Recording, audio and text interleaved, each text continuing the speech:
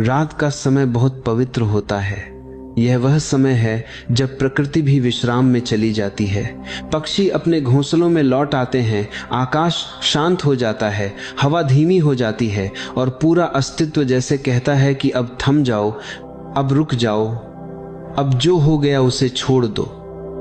लेकिन मनुष्य ही ऐसा प्राणी है जो रात में भी नहीं रुकता।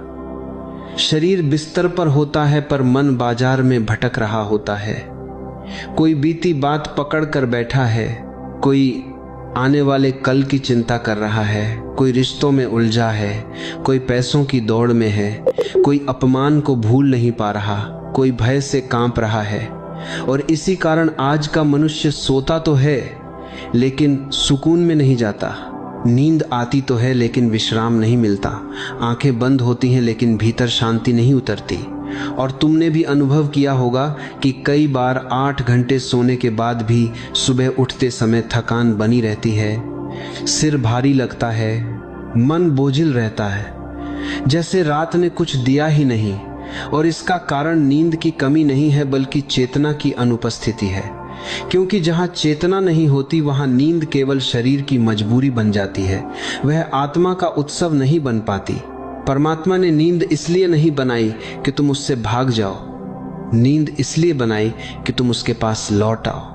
क्योंकि नींद मृत्यु का छोटा सा रूप है जिसमें अहंकार ढीला पड़ता है, नियंत्रण छूटता है और व्यक्ति कुछ क्षणों के लिए ही सही लेकिन स्वयं को छोड़ देता है।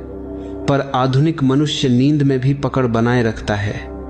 वह तकिए के नीचे सिर नहीं रखता बल्कि पूरे दिन की चिंताएं, अपूर्ण इच्छाएं, दबा हुआ क्रोध और अधूरी बातें रख देता है। फिर कहता है कि नींद नहीं आती। सच यह है कि नींद तुमसे दूर नहीं जाती, तुम नींद से दूर भागते हो। क्योंकि नींद का अर्थ है भरोसा, और भरोसा आज के मनुष्य के जीवन से लगभग गायब हो चुका है कि अगर उसने एक पल भी नियंत्रण छोड़ा तो सब बिगड़ जाएगा। इसलिए वह सोते समय भी चौकन्ना रहता है, मन जैसे पहरे पर खड़ा रहता है और यही पहरा तुम्हें परमात्मा से दूर रखता है।